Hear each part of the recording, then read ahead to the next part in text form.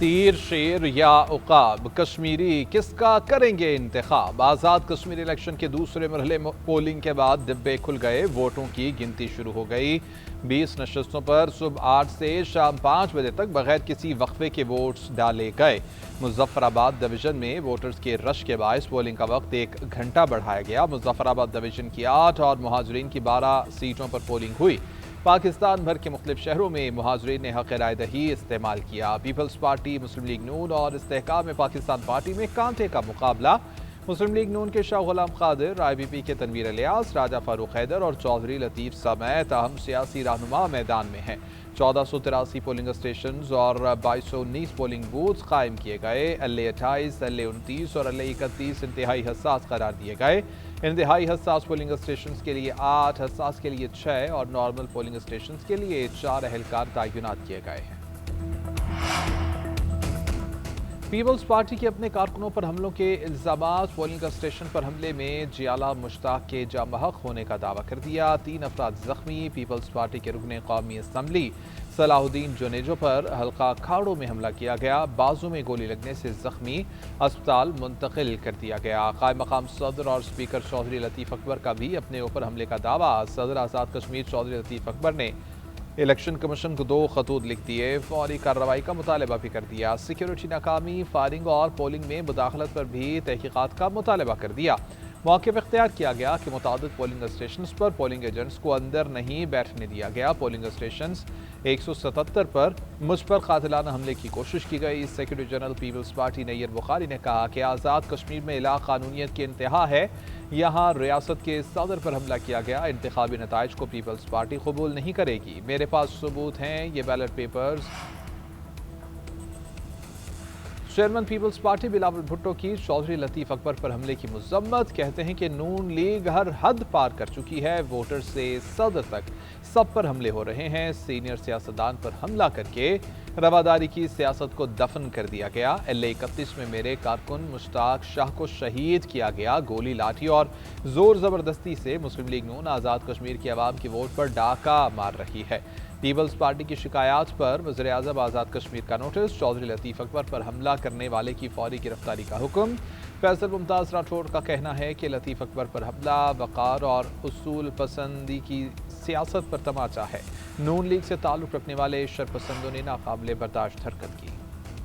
Peoples party کے الزامات، مسلم league نون کے جوابات۔ پیپلز پارٹی نے انتخابی حلقوں میں ہنگامہ آرائی اور مبینہ بے ضابطگیوں پر الیکشن کمیشن سے رجوع کر لیا۔ ضابطہ اخلاق کی خلاف ورزی پر ذمہ داروں کے خلاف فوری کارروائی کا مطالبہ کر دیا۔ کہا کہ قائم مقام صدر اور اسپیکر چودھری لطیف اکبر پر حملہ کیا گیا۔ لوئر کوٹ پولنگ اسٹیشن پر حملے میں پیپلز پارٹی کارکن مشتاق جاں بحق، 3 افراد زخمی ہوئے۔ ہٹیاں دوپٹہ میں فائرنگ کی گئی۔ دیگر پولنگ اسٹیشنز پر دھوند سے جعلی ووٹ کاسٹ کیے گئے اور بیلٹ باکس اٹھائے گئے۔ ادھر مسلم لیگ نون آزاد کشمیر کا بھی الیکشن کمیشن کو خط، پیپلز پارٹی کے الزامات مسترد اور شکایات کو بے بنیاد قرار دے دیا۔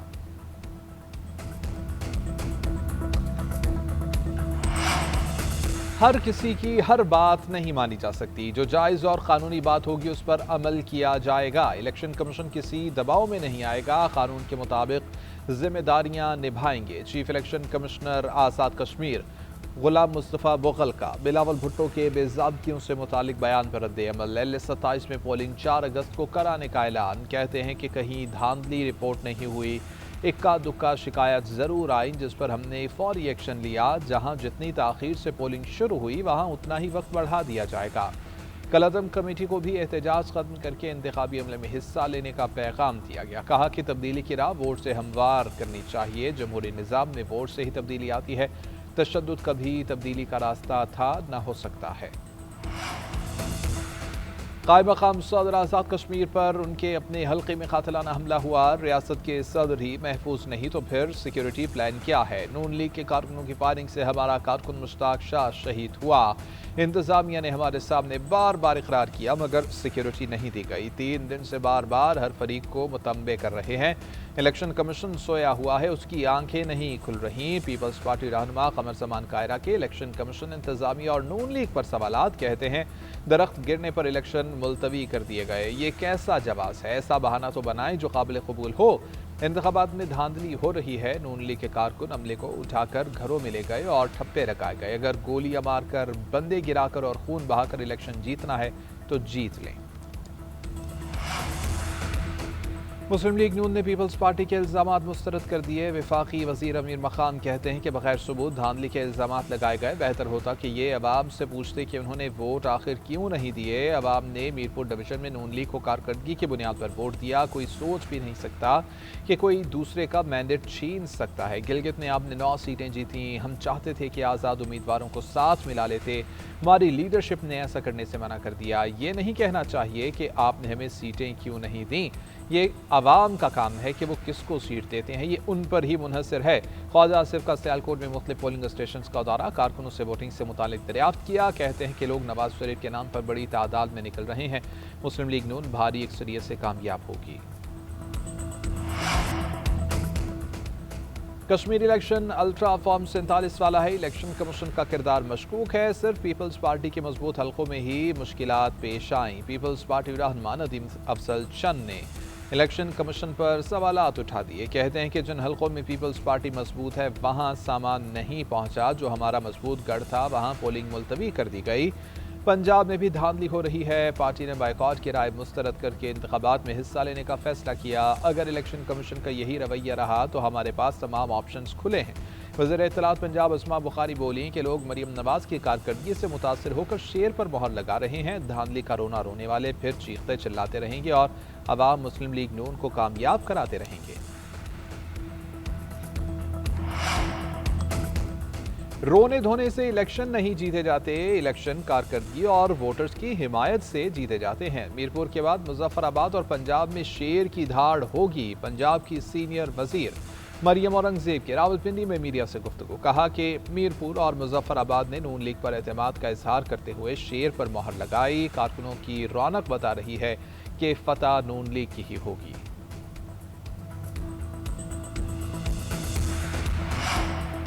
शदीद बारिशों और लैंडस्लाइडिंग से इंतखाबी अमल में रुकावट। अल्ले 27 के तमाम पोलिंग स्टेशन पर वोटिंग का सिलसिला मुलतवी। अल्ले 28 में जुज़वी तौर पर मुलतवी की गई। इलेक्शन कमीशन आज़ाद कश्मीर के मुताबिक फैसला गैर मामूली मौसमी हालात के बाइस किया गया। मुतादिद सड़कें बंद होने से पोलिंग अमला और सामान बर वक्त न पहुँच सका। ज़िला इंतज़ामिया की कोशिशों के बावजूद रास्ते मुकम्मल बहाल न हो सके। बालाई इलाकों में बारिशों और दरख्त गिरने से इंतखाबी अमल मुतासर हुआ है।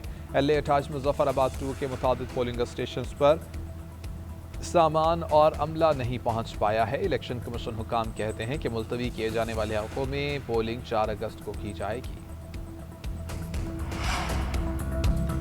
पाकिस्तान के मुख्तलिफ शहरों में आज़ाद कश्मीर इलेक्शन के लिए पोलिंग का सिलसिला जारी। मुहाजिरीन की 12 नशस्तों पर वोटिंग हुई। रावलपिंडी, लाहौर, मुल्तान, फैसलाबाद, गुजरांवाला, जेहलम, अटक, चकवाल और इस्लामाबाद में वोट्स डाले गए। अल्ले 34, अल्ले 39, अल्ले 45 और अल्ले 44 के लिए वोटिंग हुई। कराची, सक्खर, हैदराबाद, नवाबशाह, घोटकी और खैरपुर समेत सिंध के दीगर 20 अजला में कश्मीरियों ने हक़ राय दही इस्तेमाल किया। कोयटा, मसलूम, सिब्बी और बारखान समेत बलोचिस्तान के दीगर शहरों में वोटर्स रजिस्टर्ड। खैबर पख्तूनख्वा में पेशावर और दीगर मुल्हिका अजला में भी मुकीम मुहाजिरीन इंतखाबी अमल का हिस्सा रहे।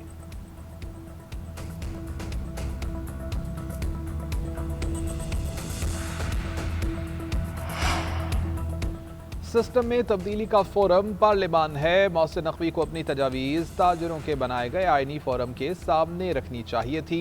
मोहसिन नकवी खुद एक पावर हाउस हैं। सिस्टम में तब्दीली का आगाज़ अपनी ही वजारत से करें। ख्वाजा आसिफ का सोशल मीडिया पर बयान। वज़ीर दाखिला को मुखातिब करते हुए लिखा, नकवी साहब, सिस्टम हर वक्त तब्दीली के अमल से गुजर रहा होता है। नमूने के तौर पर PCB में कोई इनकलाब लेकर आएँ। क्रिकेट के शायकीन PCB की कारकर्दगी से मुतमईन नहीं। क्रिकेट बोर्ड का इख्तियार तो आपके पास है।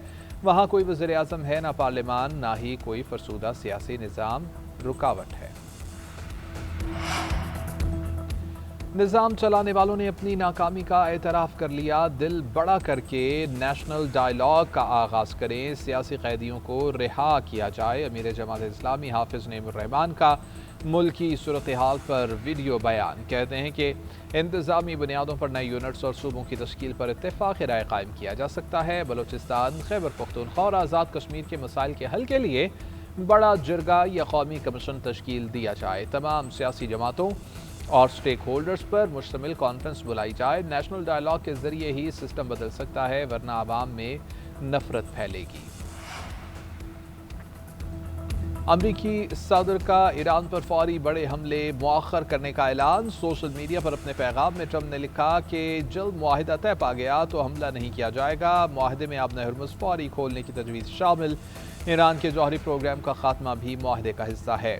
ایران اور علاقائی ممالک نے حملہ مؤخر کرنے کی درخواست کی تھی۔ اسرائیل نے بھی تجویز سے اتفاق کیا تھا۔ دنیا کے مستقبل اور ایران کی بقا کے لیے حملہ مؤخر کیا گیا ہے، ضرورت پڑنے پر تباہ کن کارروائی کی صلاحیت رکھتے ہیں۔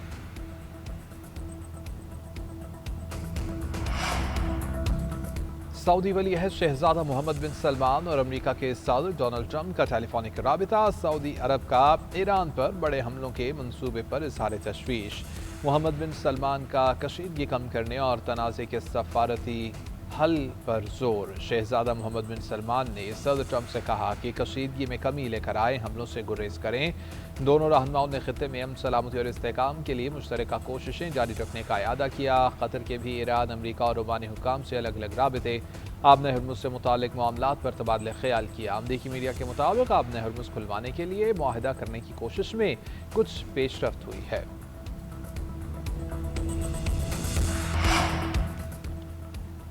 ٹرمپ ایران کے خلاف وہ کارروائی کرنے کو تیار ہیں جو دیگر انتظامیہ نے نہیں کی۔ ایران نے آج تک ڈونلڈ ٹرمپ جیسے صدر کا سامنا نہیں کیا۔ امریکی وزیر خارجہ مارکو روبیو کہتے ہیں کہ ایران اب انجام کے بغیر مذاکرات کی توقع نہ رکھے، اشروں سے جھوٹ بول رہا ہے، ڈیل توڑ رہا ہے اور لوگوں کو معاہدہ کرنے کے فریب میں الجھا رہا ہے۔ دوسری جانب وائٹ ہاؤس نے ایک بیان میں کہا کہ بامعنی مذاکرات کی طرف نہ لوٹنے سے ایران کو قیمت چکانا پڑے گی۔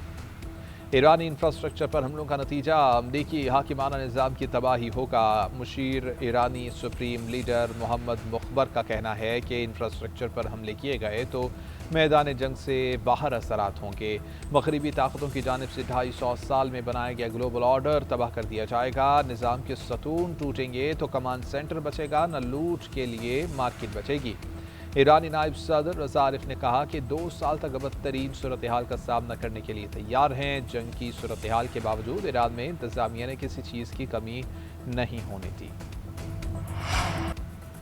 پنجاب حکومت کا اسموگ کے خلاف جنگ میں ایک اور فیصلہ کن اقدام۔ شیخوپورہ میں بایو ماس اسٹیم پلانٹ کا آن لائن افتتاح کر دیا گیا۔ اسٹیم پلانٹ $45 لاکھ کی سرمایہ کاری سے لگایا گیا ہے۔ پلانٹ فصلوں کی باقیات جلانے کا ماحول دوست اور پائیدار متبادل فراہم کرے گا۔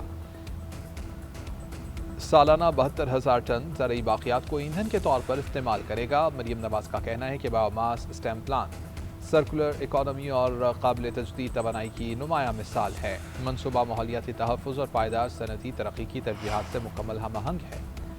وزیر داخلہ محسن نقوی کا لاہور میں نادرا سینٹر شملہ پہاڑی کا دورہ، سائلین سے ملاقات، مسائل دریافت کیے۔ شہریوں نے کہا کہ اب کسی قسم کی مشکلات کا سامنا نہیں کرنا پڑتا۔ وزیر داخلہ نے FRC کے لیے آئے 2 شہریوں کے مسئلے بلا تاخیر حل کرنے کے لیے موقع پر ہی احکامات جاری کر دیے۔ کہا کہ شہریوں کی سہولت کے لیے FRC کے ٹریک ریکارڈ تک رسائی کے نظام کو سٹریم لائن کیا جائے۔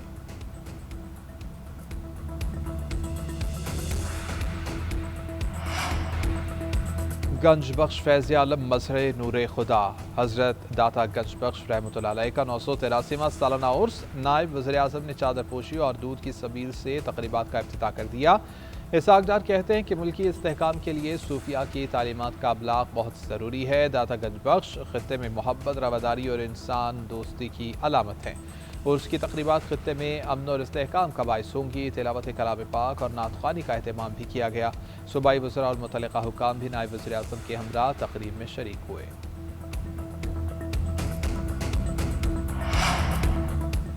ٹیسٹ سیریز میں واپسی کا مشن، شاہینوں نے کیریبینز کے خلاف دوسرے امتحان کے لیے کمر کس لی۔ پورٹ آف اسپین میں آج سے میدان سجے گا۔ میزبان سائٹ کو 2 میچز کی سیریز میں 1-0 کی برتری۔ سیریز بچانے کے لیے پاکستان کو ہر صورت جیتنا ہوگا۔ ویسٹ انڈیز 26 برس کے بعد پاکستان کے خلاف ٹیسٹ سیریز جیتنے کا خواہشمند ہے۔